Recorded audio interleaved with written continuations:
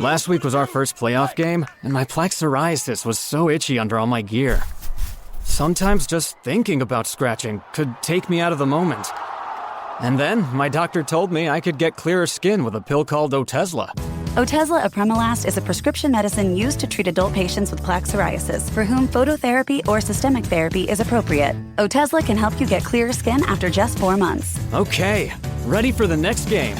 Talking to my doctor about a pill was a total game changer. Don't use Otezla if you're allergic to it. Get medical help right away if you have trouble breathing or swallowing, swelling of the face, lips, tongue, throat, or arms. Severe diarrhea, nausea or vomiting, depression, suicidal thoughts, or weight loss can happen. Tell your doctor if any of these occur and if you have a history of depression or suicidal thoughts. Live in the moment. Ask your doctor about Otezla. Call 1-844-4-OTEZLA or visit Otezla.com for prescribing info about cost, and more.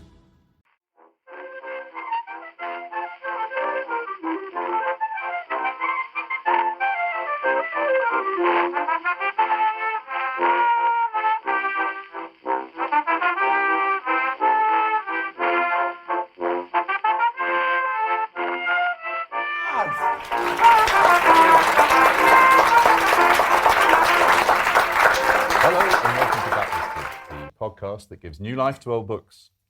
We are here today for our Christmas episode in the London Review Bookshop in London, a place which I noted on TripAdvisor, no less, as an essential part of the capital's cultural life. Well, we shall see. I'm John Mitchinson, the publisher of Unbound, the platform where readers crowdfund the books they really want to read. I'm Andy Miller, author of The Year of Reading Dangerously. And joining us today are Hilary Spurling, one of this country's most respected biographers and literary editors. Her books have won multiple awards, including the 2005 Whitbread Book of the Year for Matisse the Master, the second volume of her Life of the Artist. She is also the official biographer, as luck would have it, of the novelist Anthony Powell. What a coincidence. An amazing coincidence. And her book, Anthony Powell, Dancing to the Music of Time, was published to universal acclaim last year. Hilary is also the author of Invitation to the Dance, an invaluable handbook for anyone preparing a podcast on the dance to the music of time.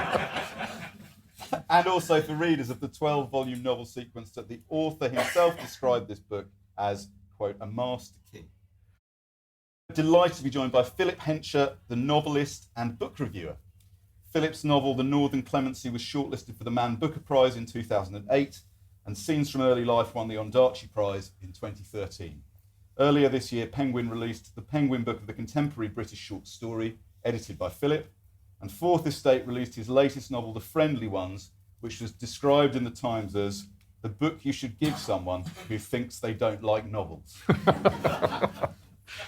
And we are here to discuss, of course, the famous unfinished book, Profiles in String, by the novelist Trapmore.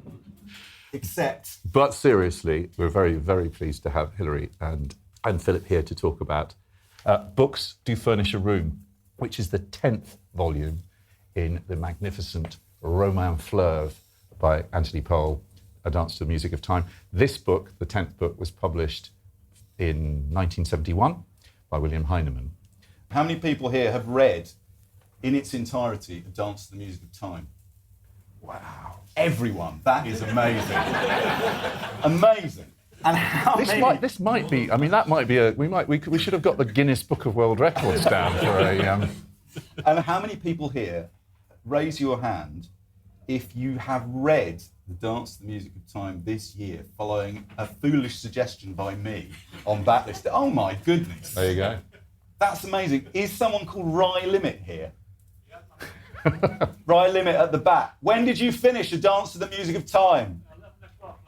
11 o'clock last night. Good, huh? Well done, Rye Limit. And also, we're joined by three chaps. Could you stand up, please? John, Rob, and Adrian. Give them a round of applause now.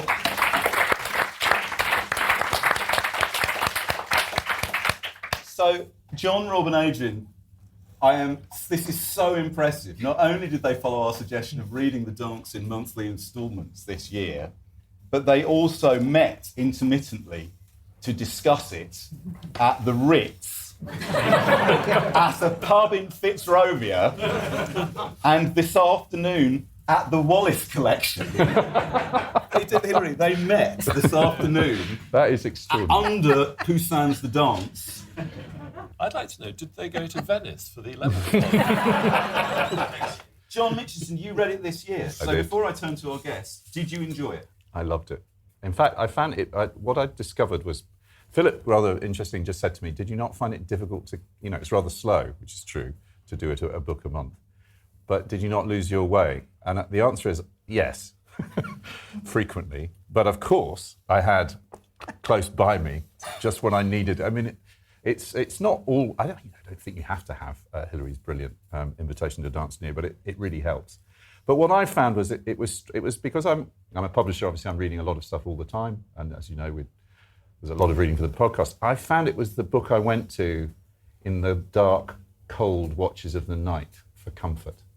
I found it immeasurably kind of reassuring and comforting as a book. I don't quite know why, because it's funny, but it's also, I don't know, something about aging as well, getting older and reflecting on one's life. That in the strange way that you reading a novel becomes part of your own kind of autobiography in the same way. I am very sad to have let it go, and I will now read the rest of Powell's fiction, which we might also talk about a little.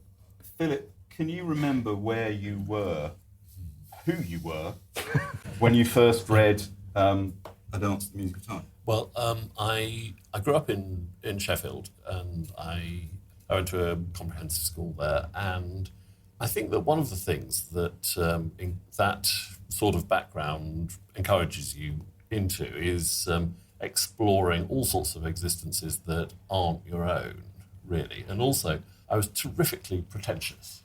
And I remember being hauled up in mockery in the press quite recently for remarking that in my sixth form we used to talk about things like the Sitwells all day long, and no one believed it. We genuinely did.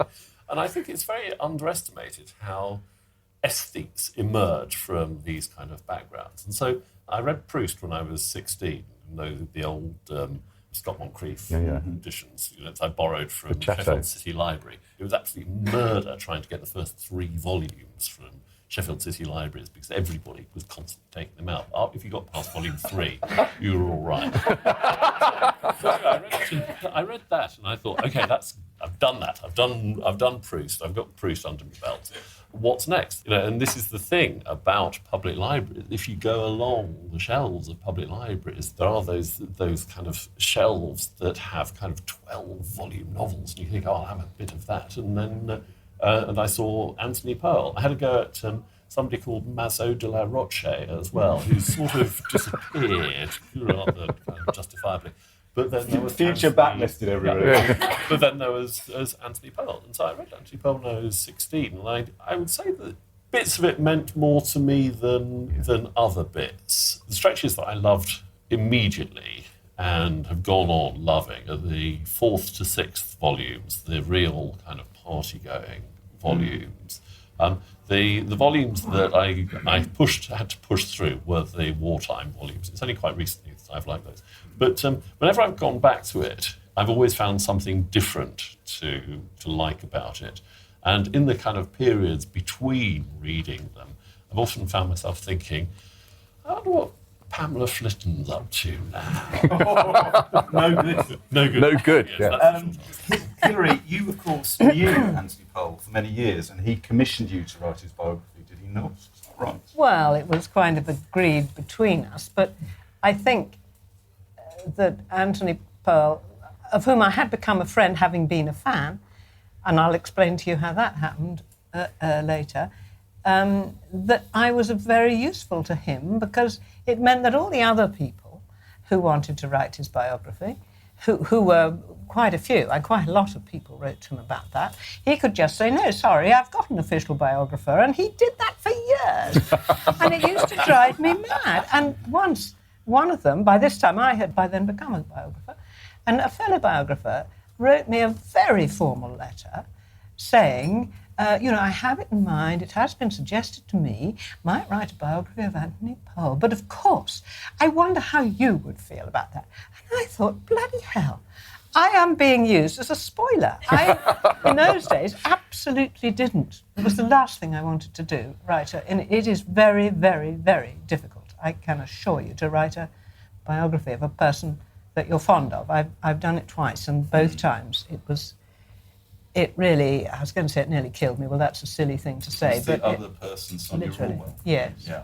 Yeah. And I only wrote her life because 2, 3, 4, possibly 5 biographies of Orwell had trashed her, and they were getting worse and worse, and they were making up things. And all of Sonia's friends, I was Sonia's friend quite independently, all of Sonia's friends wrote to the newspaper, the Times. I don't think the literary review, London Review was going then, but, to every literary paper and to all the main national papers. Didn't make a blind bit of difference. And finally, I happened to be sitting at some literary dinner, I suppose, next door to Geoffrey Myers, who had written one of these, in fact, the worst of all these biographies of George Orwell. He writes a book in 6 months. Well, I take my hat off to him for that. But it does slightly show. Anyway. It's all right, no one will hear this.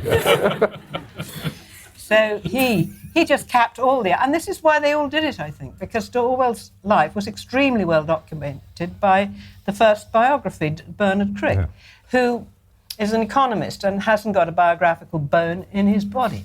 But he is a good researcher and an academic, so he did do the legwork, and there it all was. So all the other ones, I mean, this is, no doubt, I'm libelling, I don't think I am. They had slandering. Yeah. They had all their research done for them. So then they just took a slightly different turn, and that was generally about Sonia. So Eileen Orwell, the first Mrs. Orwell, was sainted by biographer after biographer, and Sonia Orwell, the second Mrs. Orwell, was demonised. And in the end, it was Geoffrey Myers, of all people, who said to me, because we'd been getting on very well, he's a very funny man, telling me stories and so forth, and I said, listen, by the way, I do have something I'm going to have to say to you before we go. Oh, I know, he said, it's Sonia Orwell, isn't it? And I said, well, yes, your life of Sonia Orwell was, I can't remember the word I used, but trash, twaddle, made up from start to finish. And he said, well, so it was more or less. But he said, why don't you write about her? And that is why I did, in the end, write a short book about Sonia. It was a very good suggestion, because since then, I wrote a very short book about her. Well, really, it was just that I wanted to scotch this, or at least say to all the people who put forward this view of her as someone who had exploited Orwell and squandered his money after his death. Okay, then bring forward some evidence. No one had been able, of course, to bring a scrap of evidence that this was true. So my book was a very short book and had very long footnotes. I footnoted everything, and I contradicted everything, or more or less everything that they said. And that worked. So she hasn't been slandered or libelled since. Before we go on to talking about Powell, we have the great good fortune to have some recordings from 1975 from Desert Island Discs, which I am going to get Anthony Powell himself to do the heavy lifting for me now, and he will describe to you, well, should we call it the dance or the music of time? I call it the dance, but you can call it what you like. The dance. The dance. Well, I suppose that it really begins when the narrator is about 7 or 8, and takes him on until he's about, in his late 60s. That is about the spread of it. But the first one came out in 1951, and the last one appeared in 1975, last year. Now, did you have a clear idea of just how many volumes this novel was going to take? No, I knew it was going to take a great many, but I didn't really know how many until I really got within sight of the war, and I knew that I would want to write at least 3 volumes about the war. One of the things I think is remarkable about A Dance to the Music of Time, rather like the 4 Rabbit novels by Updike, is that it's quite difficult to read them and feel he didn't know exactly where he was going from the very beginning, which is, of course, part of the artistry of it. in my view, Philip, what do you think? Does it hang? You've read it several times. Does it hang together, or does it feel?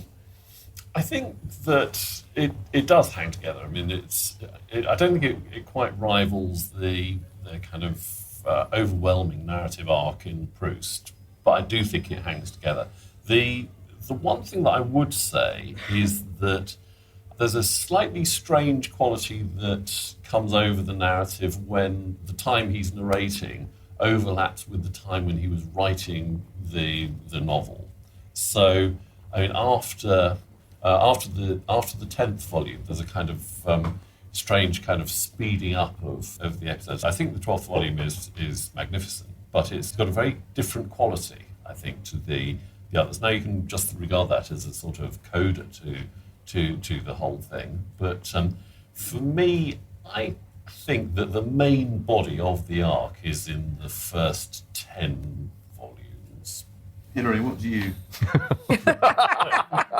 Well, if we're going to play numbers, my favourite volume is Temporary Kings, probably, which is volume 11. I think that might be mine. Seems to, yes, it's very, very rich. Not the one very, we're talking very about. Strange. But I have reread this for tonight, and I must say I'm very, very touched by Books Do Furnish a Room. It's, well, I don't know if we're meant to start talking about this particular book. We should be talking in general. But it touches me very strongly. It's a book in which he picks things up after the war. Britain was picking things up after the war. Life was restarting. Quite a lot about that. That was the period in which I was beginning my life, so it's not really to do with that. But when I came to London, I worked first as a waitress in the Tottenham Court Road, £3 a week, and then I moved to The Spectator for not much more and became its arts editor, and then it's up to its literary editor. And this book came out when I was still working at The Spectator. And so it is about, well, it's about, as far as it has a specific subject, it is the publishing world. And it's specifically, quite a lot of it is set in a magazine called Fission, which is, as it were, a latter-day London Review, I would say. Fission, yes. Yes. We were saying earlier, weren't we? So it's imaginary Bloomsbury tonight in the heart of actual Bloomsbury. And so when I read this book, it so much retrod the world that I'd been living in. And you know how when you become an adult, and I moved to London when I became an adult, that part of your life you feel very intensely, much more so than I would probably feel anything now. So Books Do Furnish a Room, which was writing about that period. I had just actually met Anthony Powell in a scene setting, certainly not unlike the book. In fact, I think it contributed to this book. Well, yes, I think it did. So you see, this book has a particular significance for me because of that, because I knew the area he writes about, I knew the people. I didn't, of course, know McLaren Ross. We are talking about period even earlier than my own. But the seedy streets he writes about, I can't tell you how seedy this area was. And a lot of you perhaps don't remember that, but it was a very grotty area indeed. And that is the world that's conjured up in this book. That and the staffage, as it were, the literary personnel, the people who are gathered here tonight, the people that frequent bookshops. We'll be back in just a sec. I'm going to ask you to read a little bit, but first of all, I just want to... I have the jacket that... We always read out the jacket, the blurb on Backlisted, and I have here the blurb from the front flap of the 1971 edition of Books Do Furnish a Room, which I assume would have been written by Poll. Do you think so? Normally it is, yes. Yeah. I mean, by an author, yes. Here we go. Get ready, everybody. Hold on to your hats. The 10th volume of Anthony Powell's great novel, The Music of Time, note The Music of Time, begins the final trilogy of the sequence. The scene is London during the 2 or 3 years after the Second World War. The book's title is taken to some extent from the nickname of one of the characters, Books Do Furnish a Room Bagshaw, all-purposes journalist and amateur of revolutionary theory, but the phrase also suggests an aspect of that rather bleak post-war period, London's literary world finding its feet again. For example, Nicholas Jenkins, the narrator, who has begun work on a biography of Robert Burton, 17th century author of The Anatomy of Melancholy, gets a job doing the books on a little magazine. That's Fission that you were referring to. This brings about contact with persons known and unknown, including that talented writer of the war generation, ex-Trapnell, always living on the edge of disaster. Widmerpool, there's a sort of panto boo there. Widmerpool, now a Labour MP, abuts on these activities with his young and beautiful wife, the former Pamela Flitton, a troublemaker. Books Do Furnish a Room throws vivid light on an important, neglected, and sometimes slightly sinister period. What do you think? Well, that's pretty much my experience of this area and of that book. Yeah, that's pretty good, isn't it, John? Yeah, I mean, we love a good blow. The book is sort of structured around, as a number of the novels in the sequence are, brilliant set pieces. The funeral of Erridge, the literary cocktail party, of the Fish and Cocktail Party.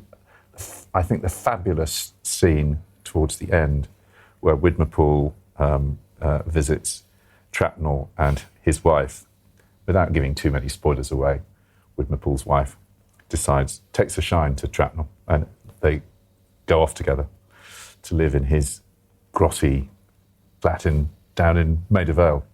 The book is sort of structured around these brilliant comic kind of set pieces, but it's and through this all, you've got Nicholas Jenkins, who we'll talk about Jenkins and Powell and how interchangeable they are, observing and reflecting.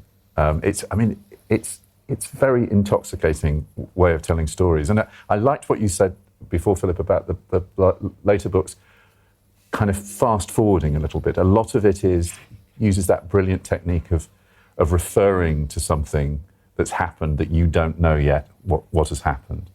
And then the story unfolds, often through conversations with other people. It's just this literary craftsmanship. They're beautifully constructed. It's like fireworks. Yeah. Like fireworks? Yes, I think, well, to me it is. I find, I haven't read any Pearl since I finished writing about him, which was 2-3 years ago now. So it was nice. It was very nice for me to rediscover that voice. And yes, the voice is slow, steady, deceptively so, of course. It is extremely funny. But a lot of what is so funny is going on between the lines. And at the same time, I find it, as John said, quite intoxicating. And that's what I meant by it's like pyrotechnics. It's just so dazzlingly. You stand and you look at fireworks and you think, this cannot be happening. Yeah. I cannot be seeing this. This is just not possible. Well, I do get that feeling from Anthony Powell. The technical side, I suppose. Yeah, there are so many times when you think he's not going to get away with this. You can't bring Widmerpool into this at this moment and expect that this is going to work. But the particular aspect to the technique, I think, is in a way is against the general tendency that we're told the 20th century novel takes, which is more and more interiority, more and more dwelling on the passages of the mind. And he doesn't do that very much of that. We don't really hear a lot about Nick Jenkins's passages of thought. What we get is a lot of very close analysis of what we do in everyday life. We look at people's exteriors. We look at the way they carry themselves. We look at the way they behave and the way that they react and what they to each other and what they say. And it's very much like going through life. There's a wonderful scene I absolutely adore when the ghastly Mrs. McClintock meets Charles Stringer, and he's fascinated by the fact that he's dressed up as little Bo Peep. And the way their surfaces bang up against each other, and everyone around them is just terrified of what is going to happen. We don't hear anything about what they really think at all. It's just what they are saying to each other about what the other one looks like. One's drunk, or one's wearing a ridiculous dress, and that's enough. And it makes you dizzy sometimes, doesn't it? Because it's so... And yet it's also so easy, at least I find. They run down very smoothly, those books. But when you know them, I do know them very well now, as you do. And therefore, I notice things I certainly didn't notice before. And partly it's this, and now one of the things I mostly notice, and I'm and of course I've become a writer myself in that interval, is this dazzling firework, pyrotechnical power of just going from one impossible place to another, which you don't notice when you first read it because it runs so smoothly. You know, and that is a very extraordinary friction, I suppose you could call it. I mean, different things pulling in different directions.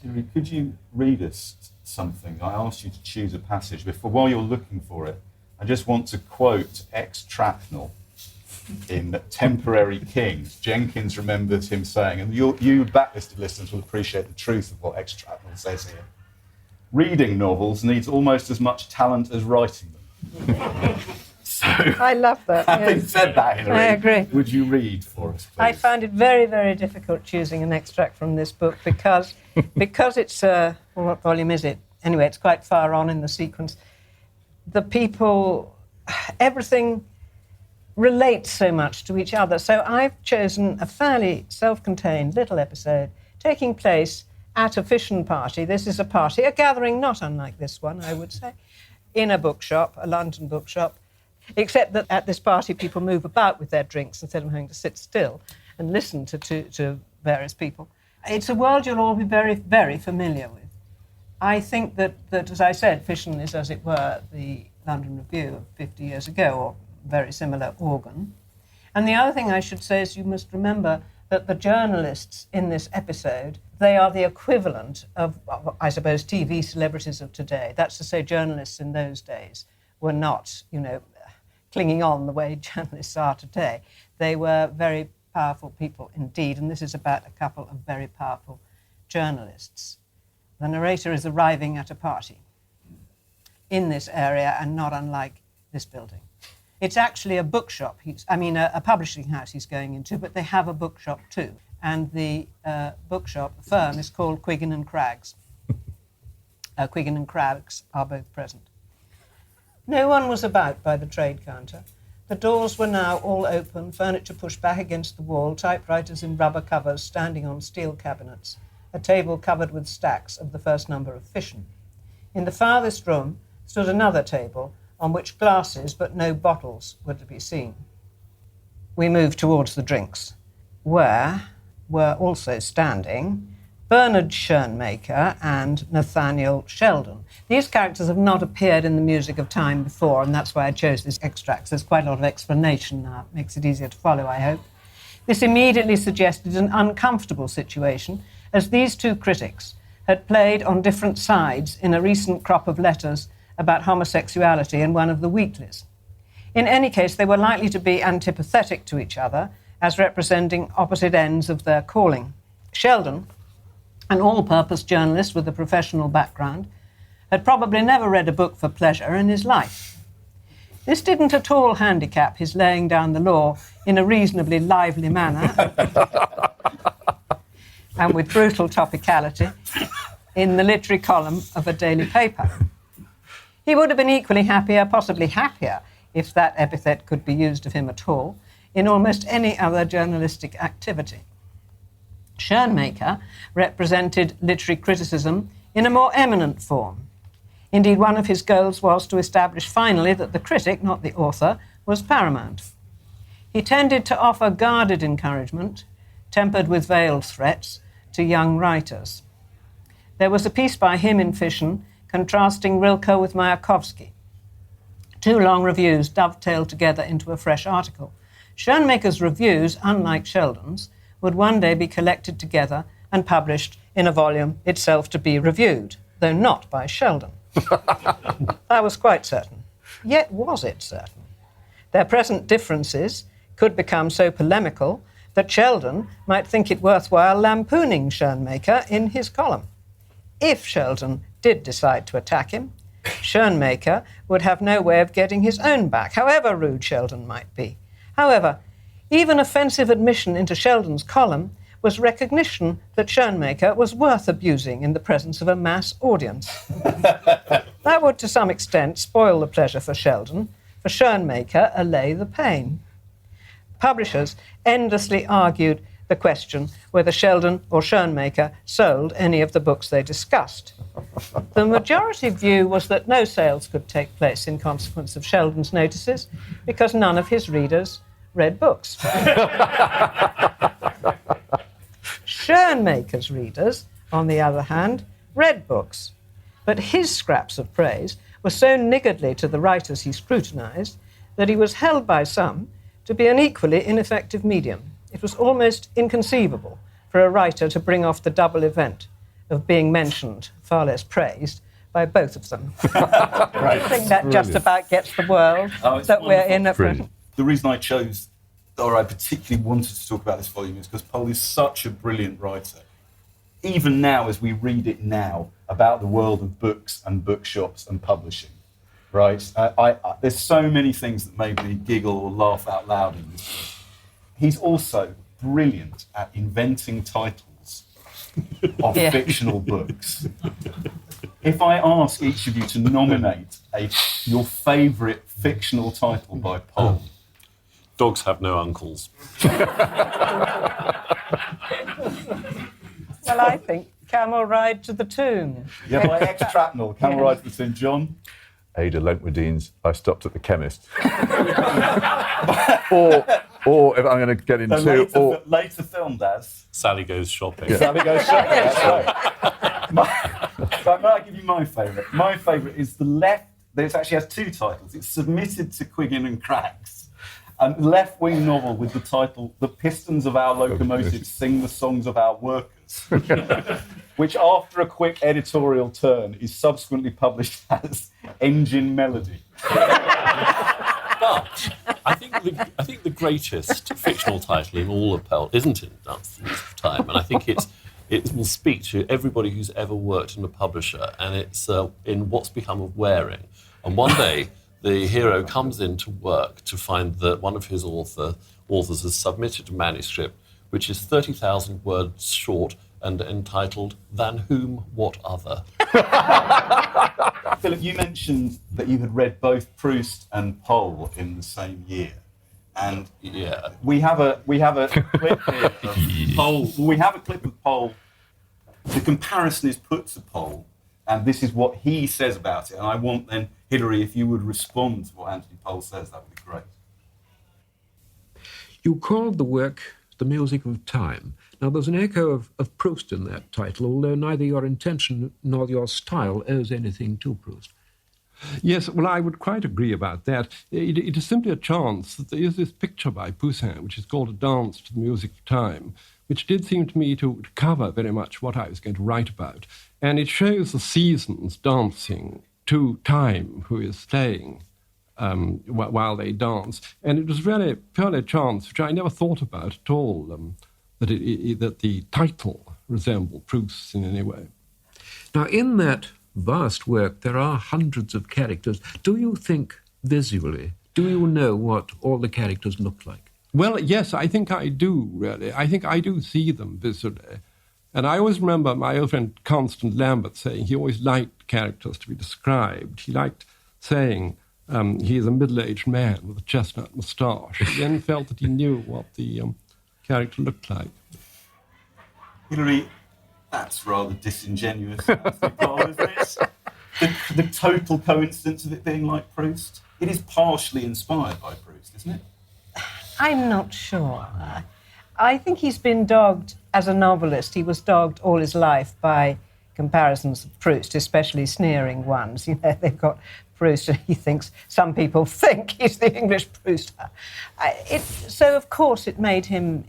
He loved Proust, certainly, and indeed read the whole of Proust before he began to read. I think it was a training session, as it were.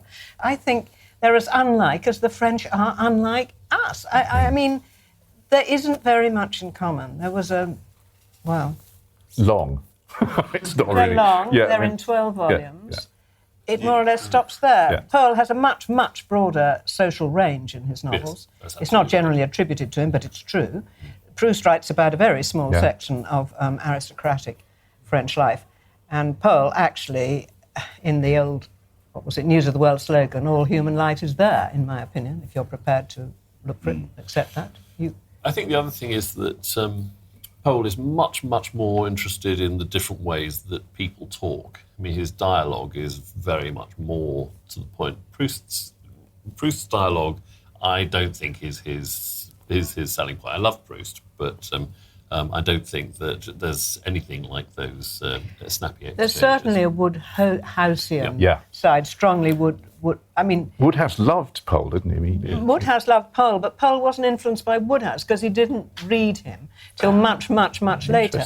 Powell met someone who had met Woodhouse in Paris and said he's going really crazy because he can't complete his set. He's got the whole of the Music of Time up to the point at which the writing had reached at that stage. And he's got all the early novels except for What's Become of Waring. So Powell, being polite and also flattered, as authors tend to be if people are reading their book, packed up a copy and sent it to Paris. And then he got a marvellous letter from Woodhouse, really absolutely laying out, I think, the power and strength of the sequence and how excited he was by it. And he said, whenever I read your stuff, I think, why didn't I think of that? And it goes on like that. You know, he was bowled over. Didn't he say he looked at it and couldn't figure out how you got it to work? I just can't figure out how you do it. I don't think there are many Woodhouse characters that would really go into dance. I think. Well, what about Sheldon and Schoenmaker, the couple I just... I think that's a fairly Woodhousey extract. I agree with you, it's only one layer of what Powell does. The one Woodhouse character that I think would go in is Eucridge. I think that Eucridge would just plop straight into this volume. Buster Fox is a tiny bit Woodhouseian, isn't he? Philip, you've got a bit with Dickie Umfreville. Yeah. Well, Dickie Umfreville I absolutely adore, and I think that Dickie Umfreville was one of those characters that a novelist writes and just develops an unnatural fondness for them. And Dickie Umfreville is always... Despite the evidence. Is often kind of cropping up to say something totally scurrilous at the end of chapters. And I think true. I thought I'd read this because I think it has the single best joke in Powell at the end. Comes after Eridge's funeral. A footnote to the events of Eridge's funeral was supplied by Dickie Umfreville after our return to London. It was to be believed or not, according to Toast. Umfreville produced the imputation, if that was what it was to be called, when we were alone together. Pamela Widmerpool's name had cropped up again. Umfreville, assuming the manner he employed when about to give an imitation, moved closer. Lastly, Umfreville's character acting had come largely in person of himself, Dr. Jekyll, even without the use of the transforming drug, slipping into the skin of the larger-than-life burlesque figure of Mr. Hyde. In these metamorphoses, Umfreville's normal conversation would suddenly take grotesque shape. The bright, bloodshot eyes, neat moustache, perfectly brushed hair, the formalised army officer of caricature suddenly twisted into some alarming or grotesque shape as vehicle for improvisation. Remember my confessing in my outspoken way. I'd been pretty close to Flavia Strigham in the old days of the Happy Valley. You put it more bluntly than that, Dickie. You said you'd taken her virginity. What a cad I am. One sometimes wonders whether you're a cad, Dickie, or whether you were the first. Our little romance was scarcely over before she married Cosmo Flitton. Now, the only reason a woman like Flavia could want to marry Cosmo was because she needed a husband in a hurry and at any price. Unfortunately, my own circumstances were badly aspiring to her hand. Dickie, this is pure fantasy. Umfreville looked sad. Even as she's most boisterous, there was a touch of melancholy about him. He was a pure Burton type when one came to think of it. Melancholy as expressed by giving imitations would have made another interesting subsection in the anatomy. All right, old boy, all right, keep your whip up. Cosmo dropped a hint once in his cups. Not a positive one. There was nothing positive about Cosmo Flitton, barring, of course, his Wasserman test. Mind you, it could be argued Flavia found an equally god-awful heel in Harrison F. Wise by it, but Harrison came onto the scene too late to have fathered the beautiful Pamela. I'm not prepared to accept this, Dickie. You've just thought it up. Umfreville's habit of taking liberties with dates, if a story could thereby be improved, was notorious. You can never tell, he repeated. My God, Cosmo was a swine, a real swine. Harrison and I liked in his way. He mixed a refreshing cocktail of his own invention called Death Comes for the Archbishop. Regular backlisted listeners will recall we did an episode on Willa Cather earlier this year. Not about Death Comes to the Archbishop, but nevertheless, that's very pleasing. You mentioned in that extract, or it's mentioned in that extract, The Anatomy of Melancholy by Robert Burton, which plays an increasingly big part in the dance as it goes on. I just wanted to share this little piece that, this very short thing that Powell wrote for the Radio Times. Imagine this appearing in the Radio Times now. But in the Radio Times in 1977, about how he discovered The Anatomy of Melancholy.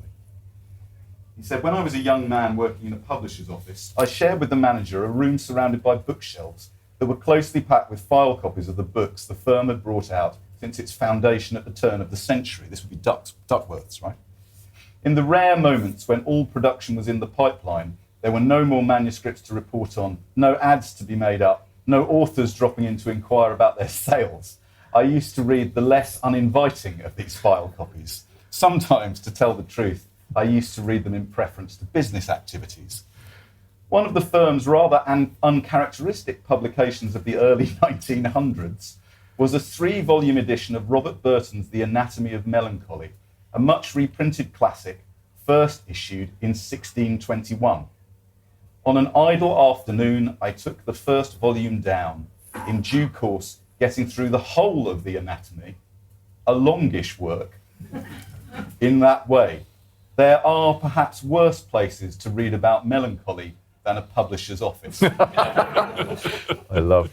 He's very good. He's very good on publishers. I was going to say he's very good on publishers. He's very good on melancholy. You know, Jenkins is quite a. I don't know what we think the difference is between Jenkins as a narrator and Powell, but I think there is a difference, isn't there? When you were discussing Jenkins just now, you left out his tone of voice, which is the tone of voice of the 12 volumes of A Dance to the Music of Time. And I think that is crucially important. I mean, if you try, as indeed I did, I wrote a whole book about it, summarising these books and therefore leaving out the tone of voice, they're almost meaningless. I mean, you look at my retrospective summaries, because I don't think, I'm pretty sure he didn't make any outline of a novel before he wrote it. It grew, as it were, organically. They grew, and it grew, the sequence too. But I afterwards summarised the thing, at his request, I may say. It was the most horrible job I've ever had in all my life.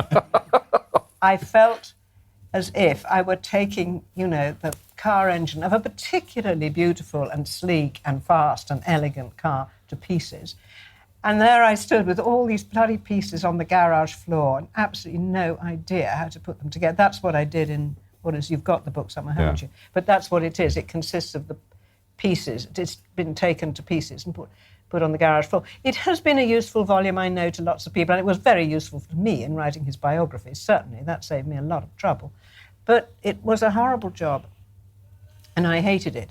And what was absolutely missing, and that you cannot deal with in any compendium like that, is the tone of voice, which is so crucial. It's a sort of...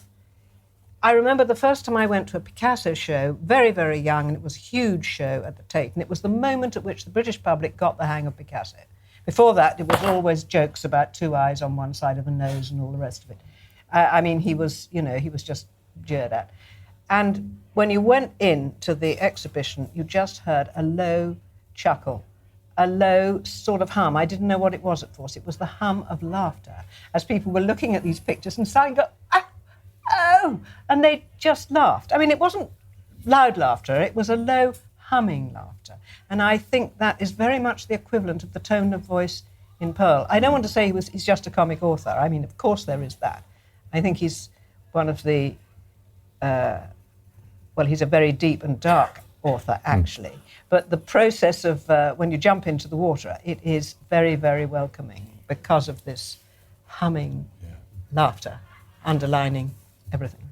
There is an answer, of course, to the question of how does the voice of Jenkins differ from the voice of Powell, and we actually know perfectly well because after he finished Dance the Music of Time, Powell wrote 4 volumes of memoirs, and which I utterly recommend. I think it's a wonderful, wonderful set of memoirs, and it's got some things in common, but there is a sort of increased intimacy about domestic events in the memoirs.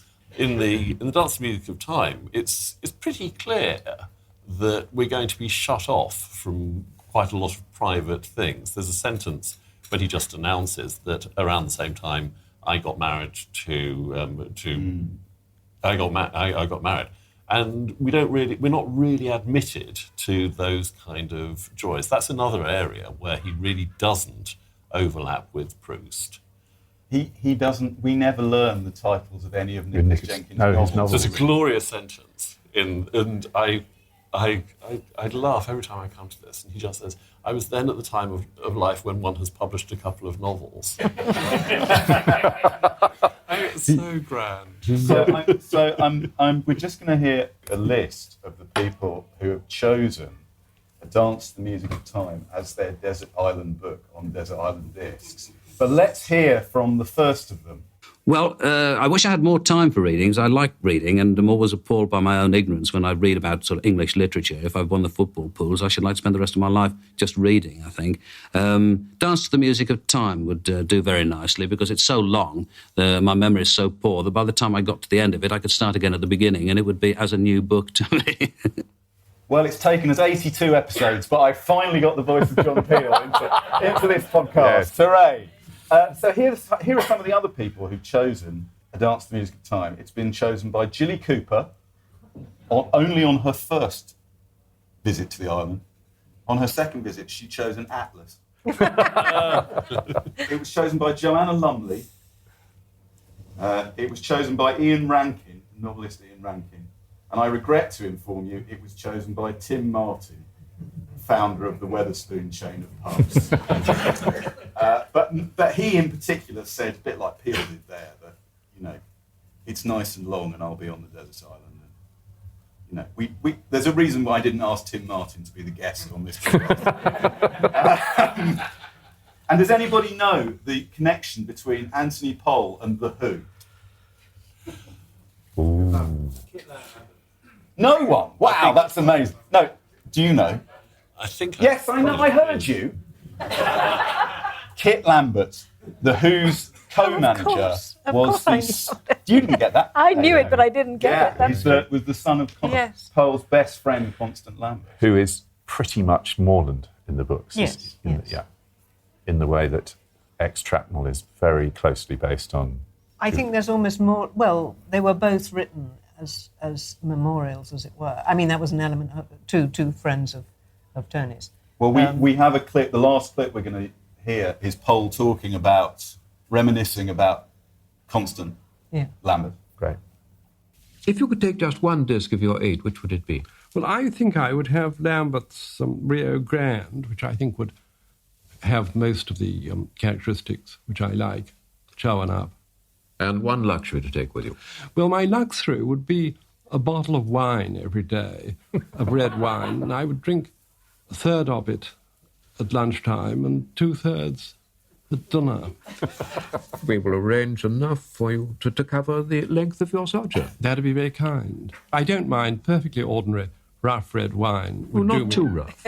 Well, no, not too rough, because to recall Constant Lambert again, I remember he and I once bought a bottle of wine called Tawny Wine Port Flavour one afternoon, and it is one of the few bottles of wine I have been unable to drink.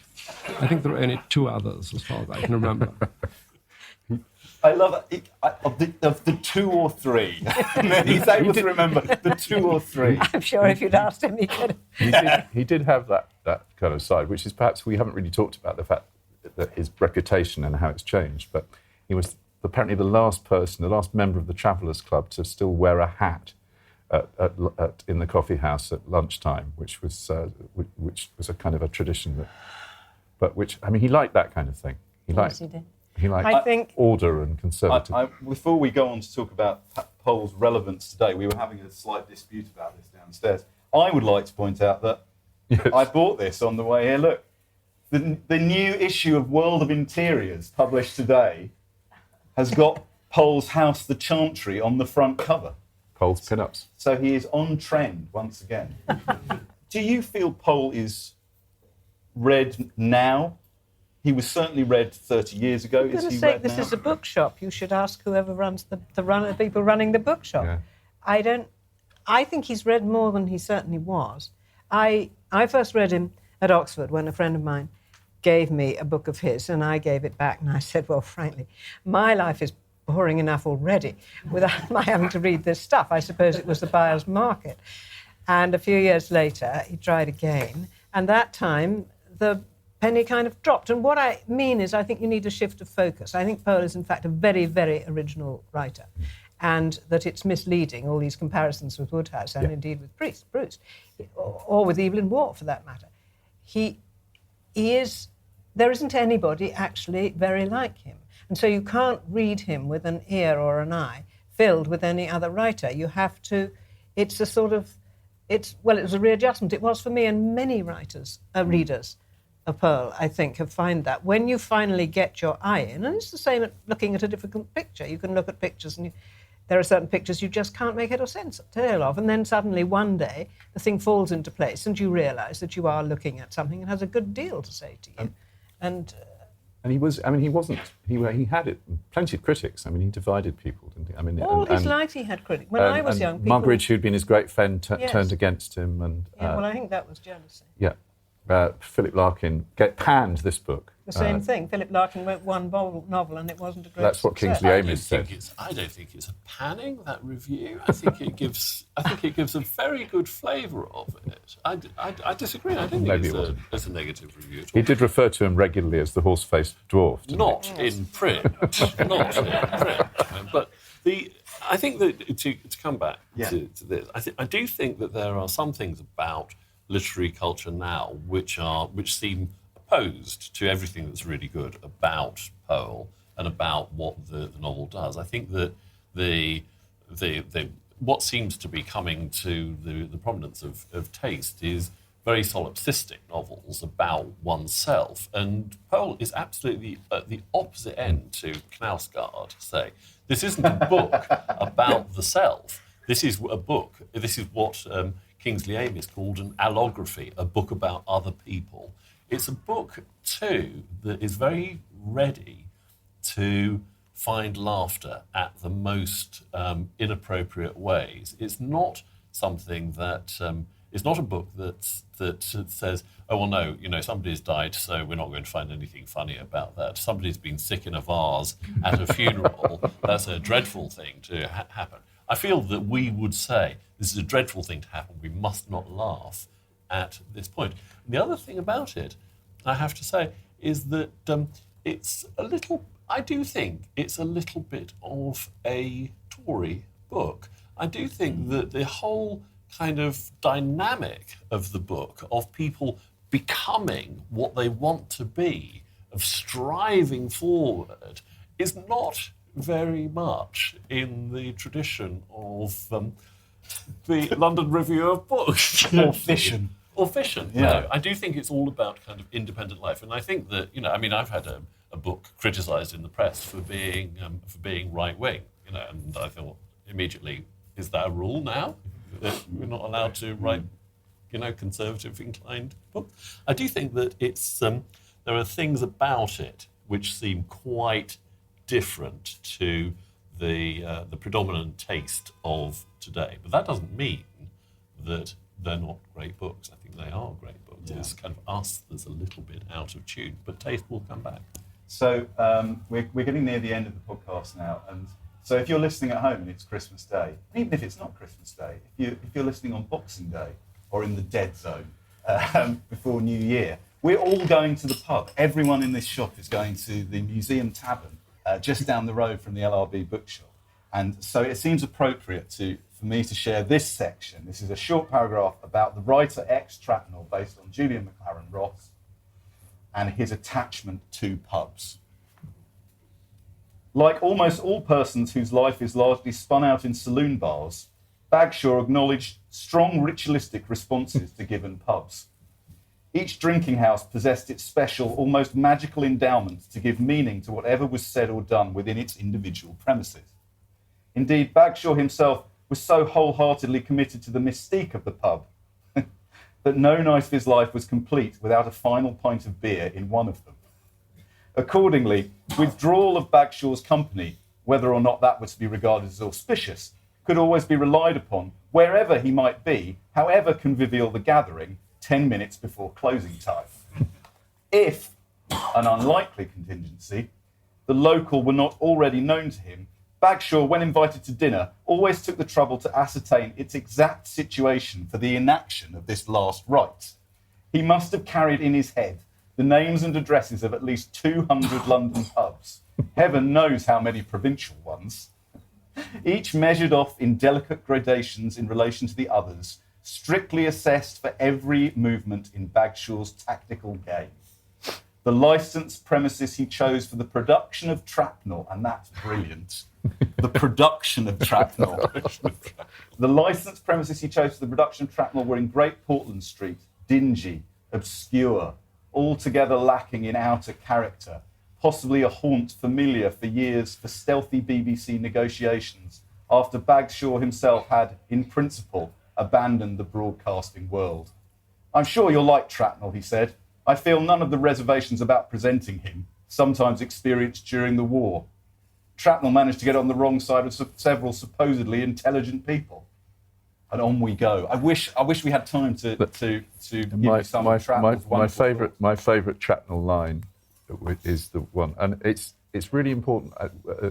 Hilary made a point which is crucial, is that Trapnel is very funny in this book, but ultimately, often the way the book, like musical themes, the comic themes come back in as sort of tragic motifs later in the book, and Trapnel's story is one of those. But I just love this, that Trapnel's, going back to Umfraville and impersonations, Trapnel was famous for one particular impersonation. It turned out in due course that Trapnel impersonations of Boris Karloff were to be taken as a signal that a late evening must be brought remorselessly to a close. Just the ability to get one character with one, it's brilliant. Well, we must bring this evening remorselessly to a close.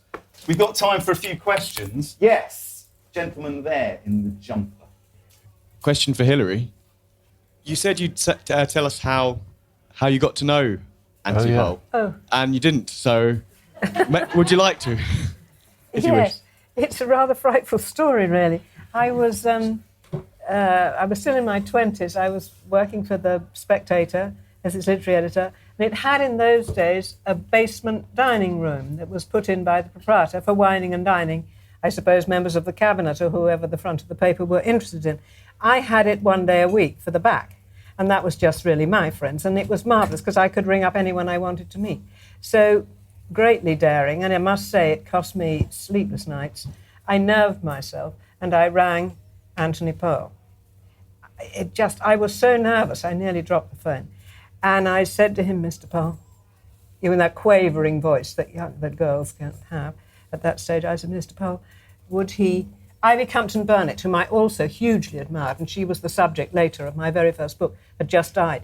So I rang him up, desperately nervous. I was in my, very, very young. I'd only just got the job. And I said, "Would you please, Ivy Compton Burnett has died and I need someone to write her obituary, and I'm ringing you to ask you..." I didn't say to have the great honour of writing an obituary of Ivy Compton Burnett in the page of The Spectator, but that's what I thought. And he said, "No, absolutely not. He never wrote obituaries. He didn't like and hadn't read Ivy Compton Burnett." And at that point, I really lost my temper. Having been so nervous, I just thought, well, who are you? I said, "Look, there are two writers whom I admire more, whom everybody under 25 in this country admires more than anybody." It's a complete lie. It was me. I said, "And they are Ivy Compton Burnett and you. And if you..." Absolute nonsense. If you had died, I would have rung her. That is brilliant. And asked her to write your obituary. So he was very taken aback. I mean, you know, when I came across Ada Lentverdine in his books, I understood how he felt about pushy literary ladies. But there was a pause, and he said, well, I don't think we have a book of hers in the house, which was absolute rubbish because his wife was a great expert and indeed wrote a book herself on Ivy Campton Burnett. They had all of Ivy's novels. I'll just have to go and see. And then he put the phone down. I imagine he was pretty much shattered, as I was pretty much shattered by the turn that this conversation was taking. So I'll go and see if we have one in the house, he said. So there was a long pause, and then he came back and he picked up the phone, and he'd obviously had a word with Violet, who had said, look, pull yourself together, you're going to have to do this. And he said, yes, he would write the obituary, which he did, and it's a very good one. He described her, he said he'd met her at a boat race party just before the war, just after the war, I can't remember.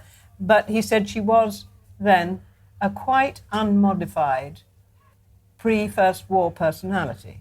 Not to put it quite like that, but anyway, I remembered it always. Of course, they're very, very different, except that I love them both.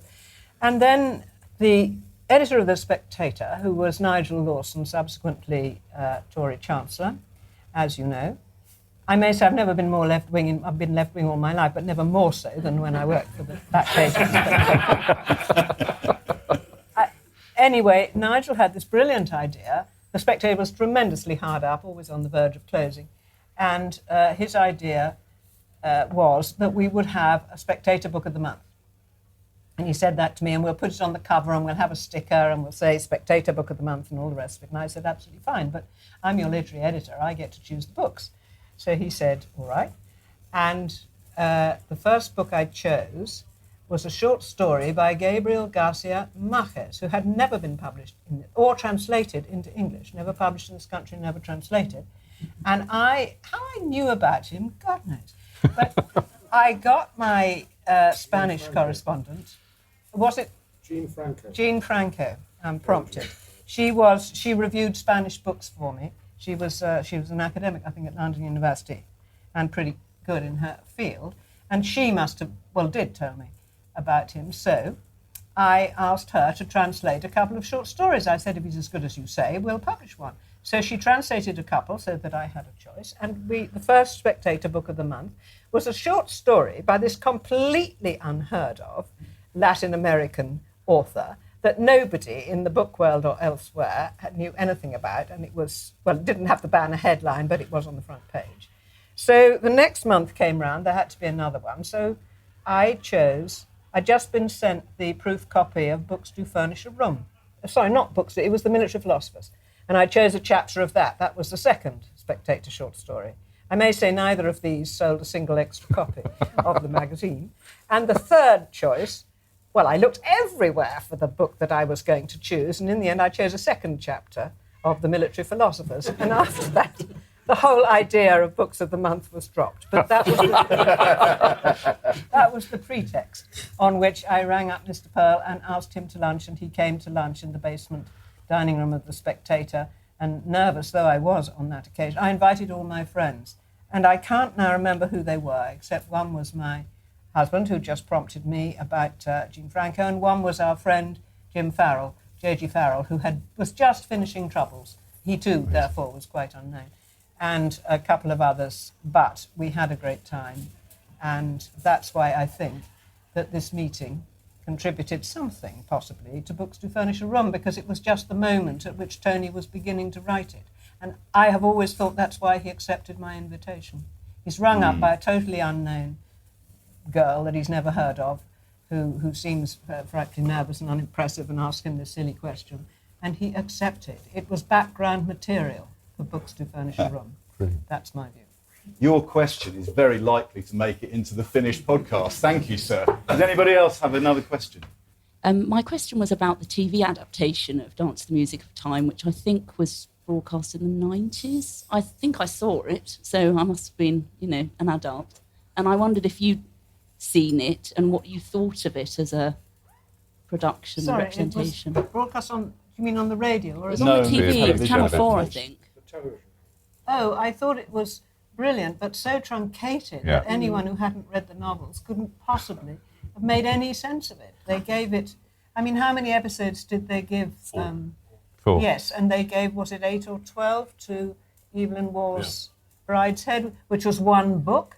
And this gives you some idea of how high or how low Pearl's reputation stood, that Brideshead was 8 or 10 episodes, and his 12 volumes got 4. The acting and the casting were impeccable, I thought. But otherwise, it must have been We were trying to gobbledygook. remember who was in it, wasn't it? It's Simon Russell Beale. Oh, Simon Russell Beale was. But it was quite an interesting technical discovery for a beginning novelist, which was that if you boil a novel down beyond a certain point, then the only thing left in the novel is people greeting each other. By memory of it, within 4 hours, people walking into a room saying, "Oh, Whitmerpool." 2 minutes later, "Oh, Whitmerpool." Thank you very much, Yes. Philip Hensher, Hilary Spurling. Hilary's biography of Anthony Powell, Dancing to the Music of Time, has just come out in paperback. The tills in this shop will be open. Ringing with festive cheer. Ringing with festive cheer. Thank you very much, everybody listening at home, for giving us such a brilliant year on Backlisted. We have had a fantastic time. Backlisted, or as it was once originally called, there probably won't be that much reading to do. On this episode number 82. That's it, isn't it? That's it. Thanks very much, everybody. Thank you very much.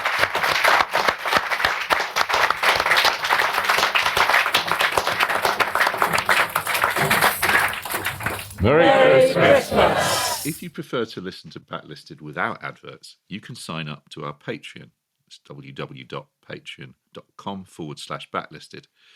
As well as getting the show early, you get a whole 2 extra episodes of what we call Locklisteds, which is Andy, me, and Nikki talking about the books, music, and films we've enjoyed in the previous fortnight.